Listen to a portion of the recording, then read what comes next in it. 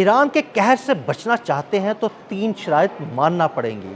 Iran ने जंग बंदी के लिए 3 शराइत पेश कर दी। ये 3 शराइत कौन-कौन सी है? आमिर रज़ा से इस बारे में बात करते हैं। आमिर भाई, 3 शराइत पेश की हैं ईरान ने जंग बंदी के लिए, ये 3 शराइत कौन सी हैं? हमारे नाज़रीन को बताइएगा। पहली बात तो ये है कि इस वक्त ईरान अपर हैंड पे है। ऐसे ही है। और मैंने आपसे कहा था, आपको याद है 3 दिन पहले 4 जी, दिन बिल्कुल। पहले, कि अमेरिका कहेगा कि मेरे साथ मुज़ाकरात आपने ये करो। 2 दफ़ा कहा था।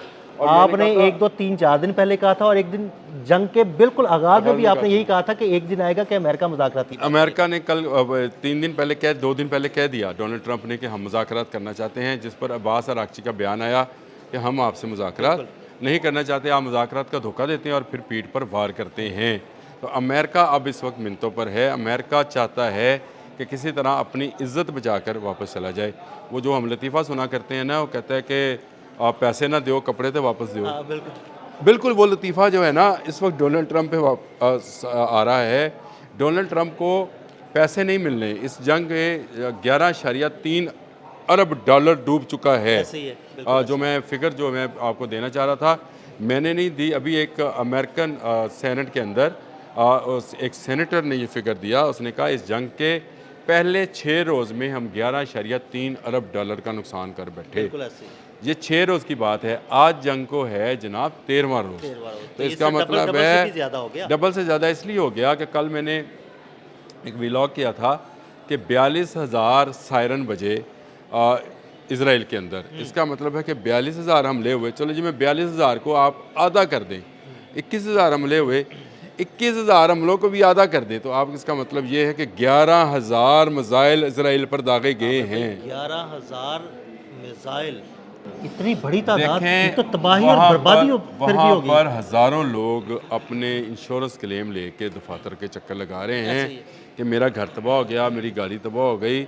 और इनकी तादाद कुछ 54,000 के करीब है। इसराइल में जो मैंने आपसे कहता हूँ गज़ा वाला मामला है, 54,000 लोग अपने क्लेम लेकर गए हैं। क्लेम लेकर गए हैं। और ये मेरी खबर नहीं है, ये भाई जेरूसलम पोस्ट की खबर है। बिल्कुल। यानी इजरायली अखबार का एक पूरा आर्टिकल है। कहते तो मैं आपको तस्वीर भी उसकी भेज देता हूँ, जिसने बाकायदा फिगर आउट किया है कि इन 13 रोज़ जंग में उसने कहा कि जंग जून जो 2025 में हुई थी, उसमें 12 रोज़ के अंदर, क्योंकि कल 12 रोज़ मुकम्मल हुए थे, तो उसने कहा 12 रोज़ के अंदर अगर आप इसको इस तरह से मिसाल ले लें कि 6,000 लोग जो थे डैमेज हुए, इस वक्त 54,000 लोग अपने क्लेम लेके घूम रहे हैं। हमारे पे इस बार बहुत शदीद हमले हुए और बहुत ज़्यादा हमले हुए। और ये एक यहूदी अखबार कह रहा है। अगर ये कोई ईरानी कोई ईरानी मीडिया अखबार कह रहा कहता है, है या गलत पाकिस्तानी कोई अखबार कहता, कहता तो हम कहते कि शायद मैं गलत कहता, है। आदिल कहता, तो आप यकीन ही ना करते। आपको कभी यकीन नहीं आता। लेकिन मैं ये स्टोरी पढ़ के जब मैं पढ़ रहा था, तो उसमें उन्होंने घरों की तादाद, गाड़ियों की तादाद, दुकानों की तादाद, मकानात में होने वाले नुकसानात, फिर उसके जो डैमेजेस, उसके जो फर्नीचर, वहाँ पे हर चीज़ इंश्योर्ड होती है, हर चीज़ का वो पूरी डिटेलिंग उन्होंने की हुई थी। और इतने कितने सायरन बजे उन्होंने ये भी बताया, यानी 42, उन्होंने कहा अगर हमले नहीं होते, कम हुए हैं, तो 42,000 सायरन कैसे बज रहे हैं। बिल्कुल ऐसे ही। और 42,000 सायरन ये उस वक्त बजाते हैं जब इनको ख़तरा होता है कि मिसाइल फायर हो गया है। हाँ जी। ये बात ऐसे ही, 100% ऐसे ही, है। बिल्कुल ऐसे ही। आपके सैटेलाइट बताते हैं कि ईरान से एक मिसाइल चल पड़ा है, तो आपको सायरन आप बजा देते हैं। मैं कहता हूँ ये 42 को आधा किया मैंने, 21 किया, 21 को आधा किया मैंने, आपको 11 तक ले आया, 10 तक ले जाएँ इसको।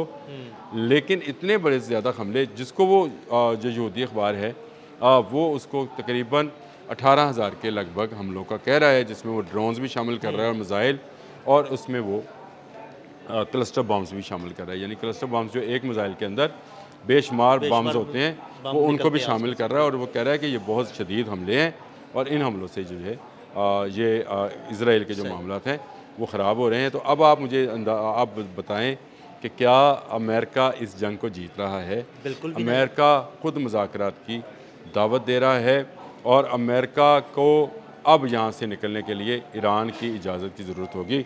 अब आ जाए मसूद पशकियान के आज के बयान पे, जो उन्होंने जो 3 शर्तें रखी हैं, वो इन्हीं शराइत पर। पहले तो अमेरिका ये कह रहा था कि मेरी शराइत पे मुआहदा होगा, आज ईरान कह रहा है कि मेरी शराइत पे मुआहदा होगा। आमिर भाई, ये और वही बात कह सकता है जिसका अपर हैंड हो, जो जीत रहा हो बिल्कुल वही कहेगा ना मेरी शराइत पे। उन्होंने कहा, मसूद पशकियान ने, देखे तीनों बड़ी जायज़ ही जो हैं वो, हाँ जी, वो शराइत तो उनकी बड़ी उन्होंने जायज़ है। उन्होंने कहा कि हमारी खुद मुख्तारी को तस्लीम किया जाए बिल्कुल बिल्कुल ठीक, और हमें जो है हम पर जो नाजायज़ पाबंदियाँ हैं उनको हटाया जाए। बिल्कुल ठीक बात है। दूसरा उन्होंने कहा इस जंग में जो कि अमेरिका ने और इसराइल ने हम पर लागू की है, इसके अखराजात अदा किए जाएँ।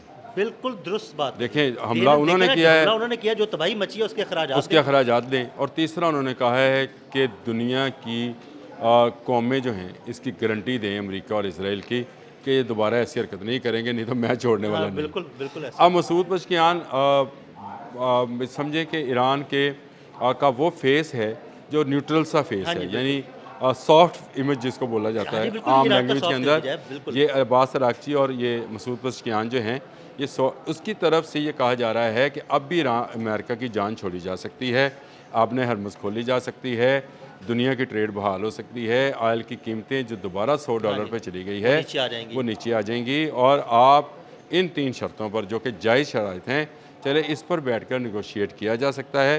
तो इसका मतलब ये है कि डोनाल्ड ट्रंप का 2 दिन पहले ये ऑफ़र करना कि मैं तैयार हूँ ईरान के साथ मुज़ाकरात करने में, अब इन शराइत में 19-20 हो सकती है।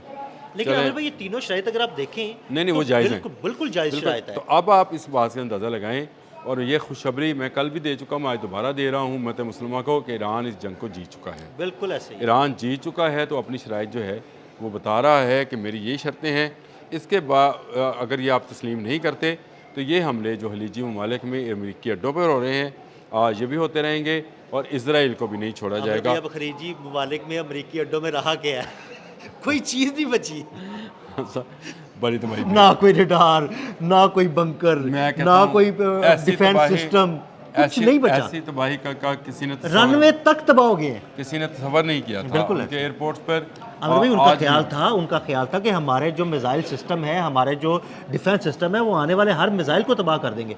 लेकिन ईरानी मिसाइलों ने तो वहाँ पर देखिए तबाही वो फेर दी। हर एक मिसाइल को कर सकते हैं, लेकिन मैंने आपको याद होगा ये जंग अभी शुरू नहीं हुई थी तो मैंने आपसे कहा था जो नई टेक्नोलॉजी आती है दुनिया भर की कुव्वतें उस टेक्नोलॉजी के ख़िलाफ़ काम शुरू कर देती हैं कि इसको कैसे। हाँ जी, और यहाँ पे तो अगर मैं कोई लफ्ज़ आप काटना चाहते तो काट दीजिएगा। अमेरिका को तो एक 136 के ठोक के रख दिया, बिल्कुल ऐसे ही। यानी वो जो शायद 136 जो है वही काबू में नहीं आ रहा और आज के दिन तक काबू नहीं आया। आज भी कल रात जो गुजर के गई है उसमें दुबई की एक बिल्डिंग को जो है इसने हिट किया है। गो कि एमिरेट्स के वज़ीर दफ़ा ने यह कहा कि हम लोगों की हिफाजत कर रहे हैं, लेकिन आज आप पाम जमीरा देख लें, आज आप पार दुबई देख लें, दुबई के जो इलाके हैं मशहूर इलाके पनामा बीच देख लें, वहाँ पर कोई बिल्डिंग जो है ऐसी नहीं जिस पर शायद 136 का हमला नहीं है। और 136 का हमला जो है ये मैं समझता हूँ कि खलीजी ममालिक की मईशत पर हमला है। बिल्कुल आमिर भाई, ये एक दुबई मोटर की बाइक खलीजी इंजन वाला ममालिक की मईशत को तबाह कर दिया। एक मोटर बाइक इंजन वाला ड्रोन जो है आपसे रोका नहीं जा रहा और आप उसके लिए दुनिया भर की मिन्नतें कभी ऑस्ट्रेलिया कभी यूक्रेन की कर रहे हैं। आप जब उसके ख़िलाफ़ कोई टेक्नोलॉजी लेके आएंगे तो ईरान उससे आगे की टेक्नोलॉजी पहले से बनाकर बैठा हुआ है।